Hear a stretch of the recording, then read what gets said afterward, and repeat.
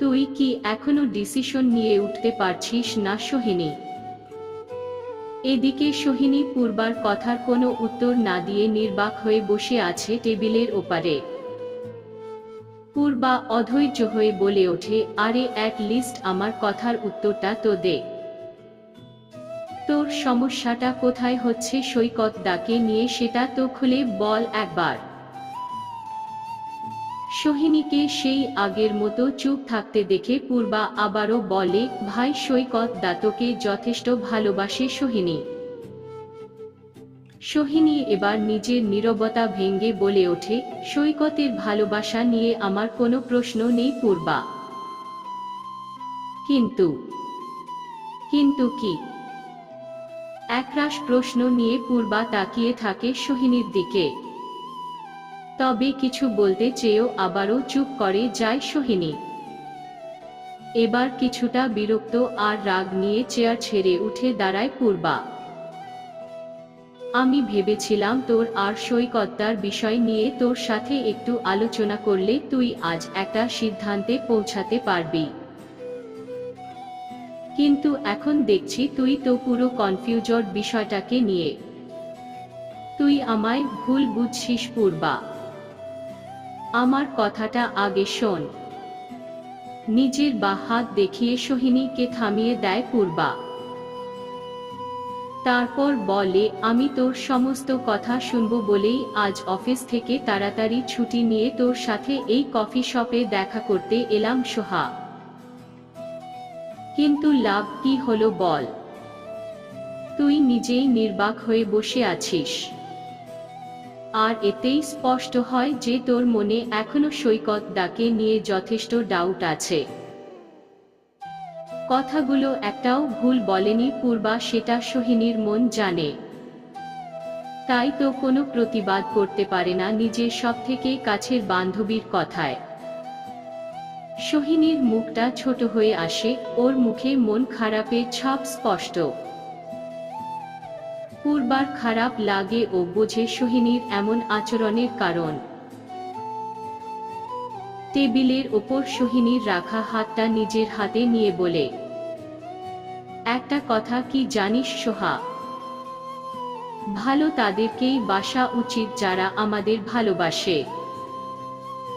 আর সৈকত দা ঠিক তোকে ততটাই ভালোবাসে, এরপরেও কি ছেলেটাকে তোর ফিরিয়ে দেওয়া উচিত হবে?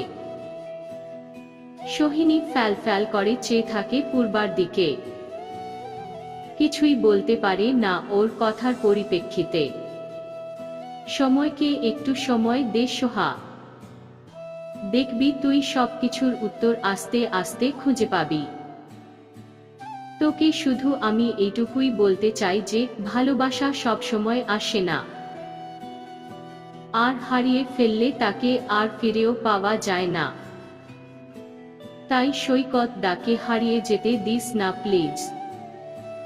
কথাগুলো বলা শেষ হতেই পূর্বা বলে ওঠে, আমি এবার আসি বুঝলি। তুই বরং পরে ফোন করিস সময় করে। আর এবার যেন দেখি তুই সঠিক সিদ্ধান্তটা নিতে পেরেছিস। এই বলে পূর্বা চলে যায়।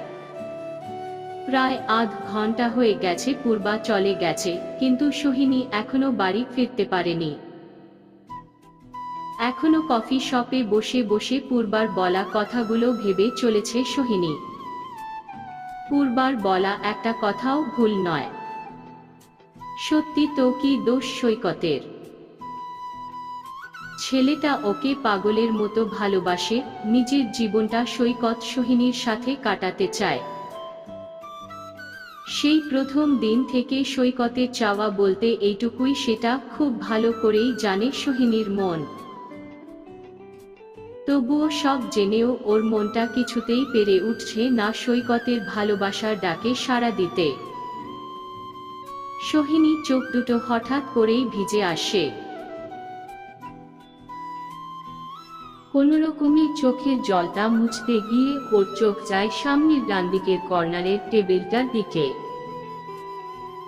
এতক্ষণে সোহিনীর চোখে পড়ে একটা কাপড় টেবিল, সম্ভবত টেবিলটায় দুজন কাপল খুব ঘনিষ্ঠ হয়ে বসে আছে, একে অপরের ঠোঁটে ঠোঁট ডুবিয়ে। দূর থেকে হলেও ছেলেটার মুখটা চিনতে অসুবিধা হয় না সোহিনীর। ওটা অর্ণব। হ্যাঁ, একদম ঠিক দেখেছে সোহিনী, ওটা অর্ণব। নিজের নতুন প্রেমিকার ঠোঁটে ঠোঁট ডুবিয়ে বসে আছে ছেলেটা। হঠাৎ করেই সোহিনীর বুকের ভেতরটা কেমন চিনচিন করে উঠল যন্ত্রণায়। তাড়াতাড়ি টেবিল ছেড়ে উঠে দাঁড়ালো ও বেরিয়ে এলো কফি শপের বাইরে। গলার কাছে দলা পাকানো কান্নাটা এতক্ষণে বেরিয়ে এলো সোহিনীর মুখ থেকে। গুঙ্গিয়ে মুখে হাত চাপা দিয়ে কেঁদে ফেলল ও। বন্ধ চোখের পাতায় ভেসে উঠল সেই কলেজ জীবনের পুরনো দিনগুলো। পুরনো বন্ধুত্ব, পুরনো প্রেম, প্রথম কাছে আসার প্রথম ছোঁয়া, আর তারপর বিচ্ছেদ। একটু আগে অর্ণব নিজের নতুন প্রেমিকাকে ঠিক যেভাবে আদর করছে, একসময় রাতের পর রাত অর্ণব সোহিনীকে এর থেকেও বেশি আদর করেছে, যাকে বলা যায় বাঁধন ছাড়া আদর। সেই আদরের দৃশ্যগুলো মনে বসে উঠতেই গা গুলিয়ে উঠল সোহিনীর। অর্ণব আর সোহিনীর বন্ধুত্ব কলেজ থেকে, তখন থেকে ওদের প্রেম, আর তারপরই ওরা লিভ ইন করতে শুরু করে। লিভ ইন এর বিষয়টা নিয়ে সোহিনীর প্রথমে আপত্তি থাকলেও পরে অর্ণবের রিকোয়েস্টে রাজি হতে হয় সোহিনীকে। কিন্তু ও কখনো কল্পনা করতে পারেনি যে একটা মানুষ এতটা নীচ হতে পারে। আসলে অর্ণব কোনোদিন সোহিনীকে ভালোবাসেনি, শুধু ভালোবাসার কথা বলে সোহিনীকে ফিজিক্যালি ব্যবহার করে যাচ্ছিল, দিনের পর দিন নিজের ফিজিক্যাল নিডের জন্য। সোহিনীর কাছে এসব তখন অজানা ছিল। ওর কাছে সবটা পরিষ্কার হয় সেদিন যখন সোহিনী নিজের দাদার বিয়ের পর ছুটি কাটিয়ে নিজের দেশের বাড়ি থেকে আবার কলকাতায় ফিরে আসে। সোহিনী ভেবেছিল অর্ণকে সারপ্রাইজ দেবে, কিন্তু সোহিনী জানতো না যে ওর জন্য সেদিন কত বড় সারপ্রাইজ অপেক্ষা করে আছে।